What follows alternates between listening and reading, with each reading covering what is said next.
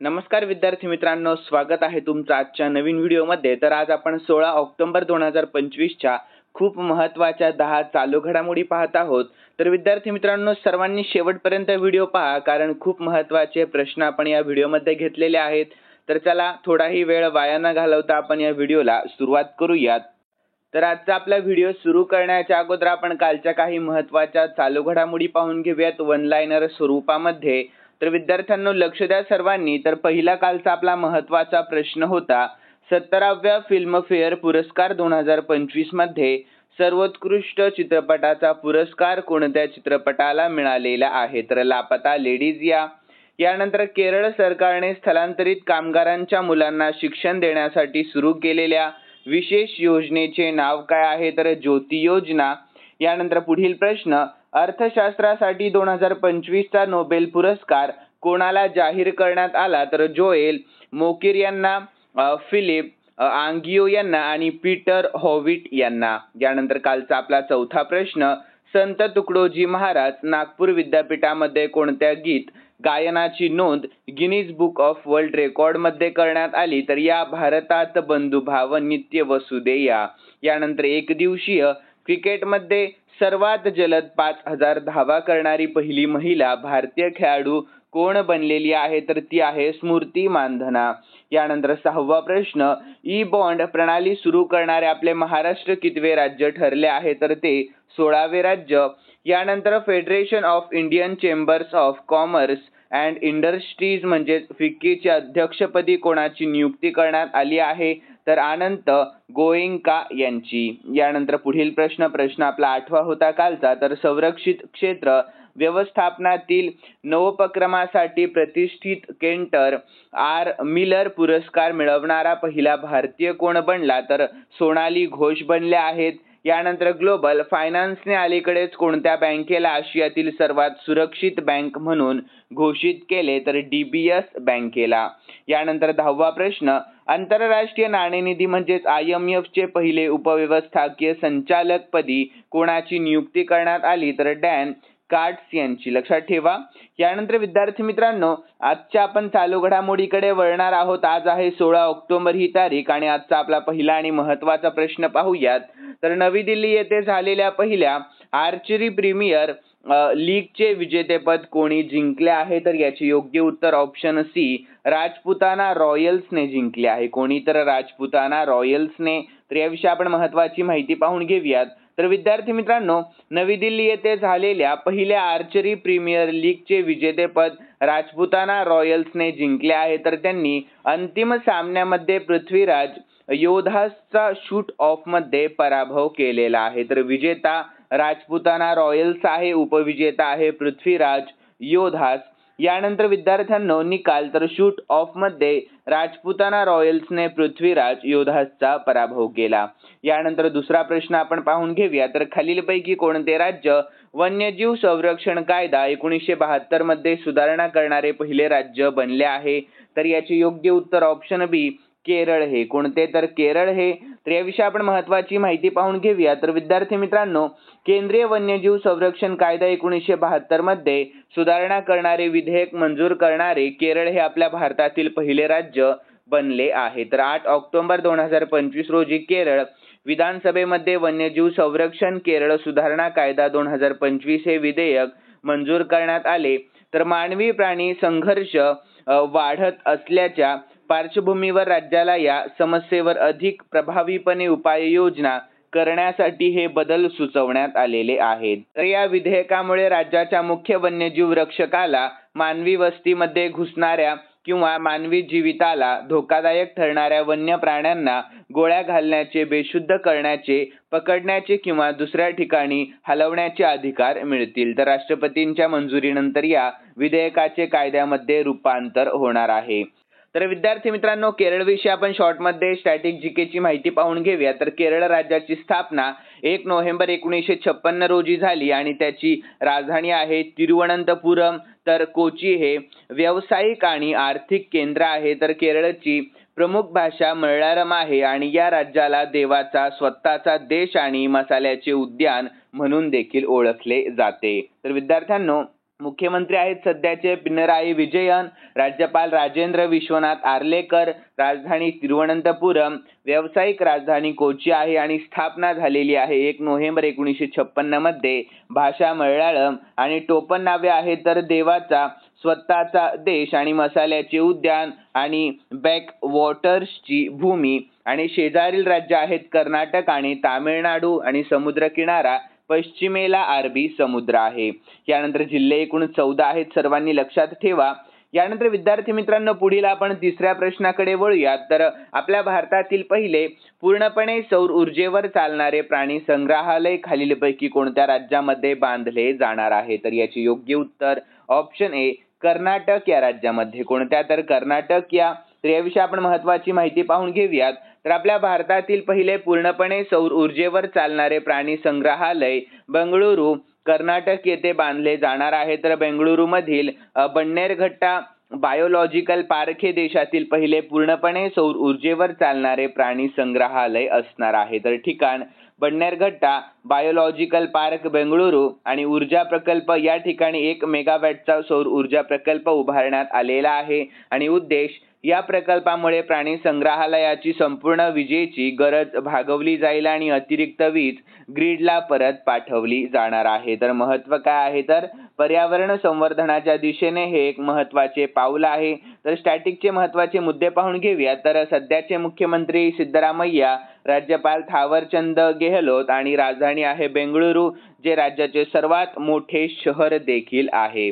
तर विद्यार्थी मित्रांनो स्थापना तर 1 नोव्हेंबर 1956 रोजी म्हैसूर राज्य म्हणून स्थापना झाली आणि 1973 मध्ये या राज्याचे नाव कर्नाटक असे बदलण्यात आलेले आहे. तर भौगोलिक स्थान कर्नाटक हे आपल्या भारताचे नैऋत्य भागामध्ये दक्षिण भारत तर स्थित एक राज्य आहे, ज्याचा पश्चिमेला अरबी समुद्र आहे आणि अधिकृत भाषा आहे कन्नड. ही राज्याची अधिकृत आणि सर्वाधिक बोलली जाणारी भाषा आहे.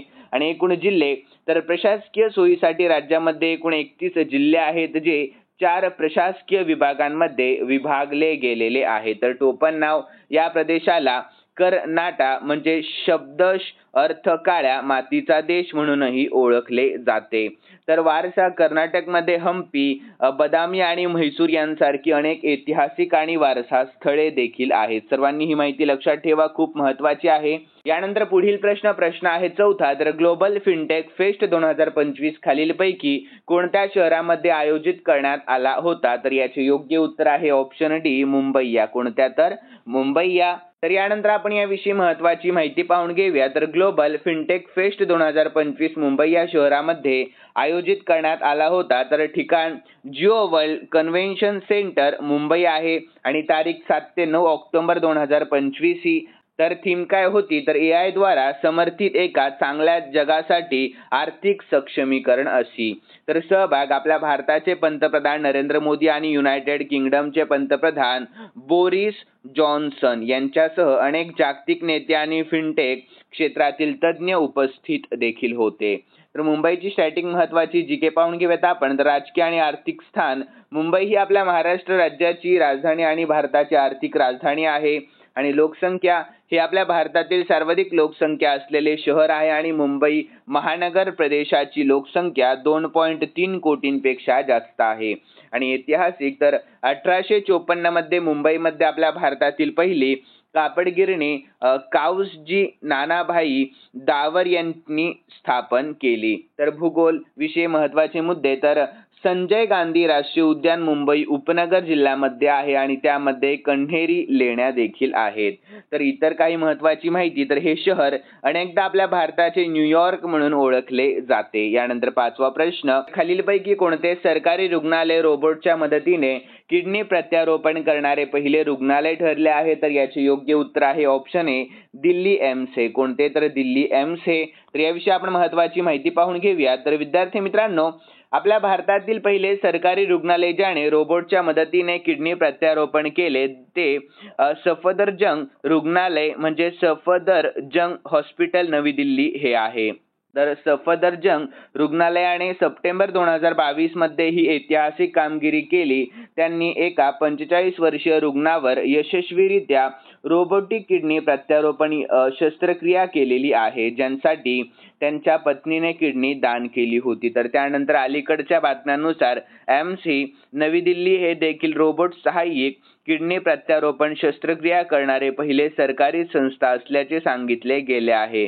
तर ऑक्टोबर 2025 मधील बातम्यांनुसार सप्टेंबर 2025 पासून त्यांनी 5 शस्त्रक्रिया केलेल्या आहेत. तर विद्यार्थी मित्रांनो, तथापि सफदरजंग रुग्णालयाने आधीच सप्टेंबर 2022 मध्ये ही शस्त्रक्रिया केली होती, त्यामुळे ते आपल्या भारतातील पहिले केंद्रीय सरकारी रुग्णालय होते. तर या व्यतिरिक्त नागपूर येथील शासकीय वैद्यकीय महाविद्यालय आणि रुग्णालयामध्ये देखील रोबोटिक किडनी प्रत्यारोपण शस्त्रक्रियेची नोंद झालेली आहे. तर दिल्लीविषयी महत्त्वाची माहिती.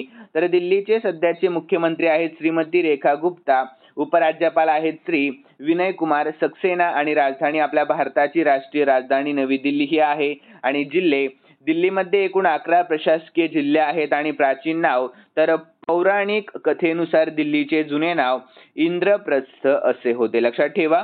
यानंतर विद्यार्थी मित्रांनो, पुढील प्रश्न 6वा आहे. तर शहरांमध्ये वन्यजीव आणि पर्यावरणीय पर्यटनाला प्रोत्साहन देण्यासाठी जागतिक वन्यजीव मेळा कोठे आयोजित करण्यात आला होता?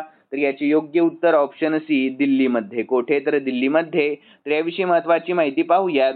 तर शहरांमध्ये वन्यजीव संवर्धन आणि पर्यावरणीय पर्यटनाला प्रोत्साहन देण्यासाठी जागतिक वन्यजीव मेळा नवी दिल्ली येथे आयोजित करण्यात आलेला होता. तर हा मेळा 10 ते 12 ऑक्टोबर 2025 या कालावधीमध्ये नवी दिल्लीतील कॉन्स्टिट्यूशन क्लब ऑफ इंडिया येथे होणार आहे. तर विद्यार्थी मित्रांनो, आपल्या भारतातील हा अशा प्रकारचा पहिलाच कार्यक्रम आहे ज्यामध्ये पर्यावरण, पर्यटन, संवर्धन आणि शाश्वत प्रवास यावर लक्ष केंद्रित केले गेलेले आहेत. यानंतर 7वा प्रश्न, आपल्या महाराष्ट्रातील कोणत्या गावामध्ये संध्याकाळी रडण्यास मनाई आहे आणि जिथे सर्व लोक शाकाहारी आहेत? तर याचे योग्य उत्तर आहे ऑप्शन बी, श्रावणगाव या. कोणत्या? तर श्रावणगाव या. तर याविषयी आपण महत्त्वाची माहिती पाहून घेऊयात. तर सिंधुदुर्ग जिल्ह्यातील श्रावणगाव हे आपल्या महाराष्ट्रातील एक अनोखं आणि धार्मिक परंपरांनी नटलेलं गाव आहे. तर येथे असा समज आहे की संध्याकाळ होताच रडल्यास किंवा भांडल्यास ग्रामदेवता क्रोधित होतो आणि गावावर संकट येते. म्हणूनच संध्याकाळी कुणालाही रडण्याची परवानगी नाही.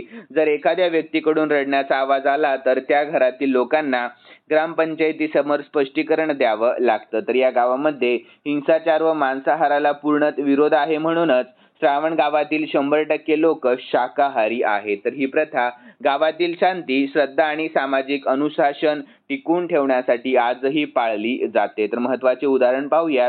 जर एखाद्या व्यक्तीने संध्याकाळी रडायला सुरुवात केली तर शेजारी त्याला थांबवतात आणि दुसऱ्या दिवशी ग्रामपंचायतीसमोर याचे कारण विचारले जाते. तर अशा प्रकारे श्रावणगाव आपली अनोखी संस्कृती आजही जपत आहे.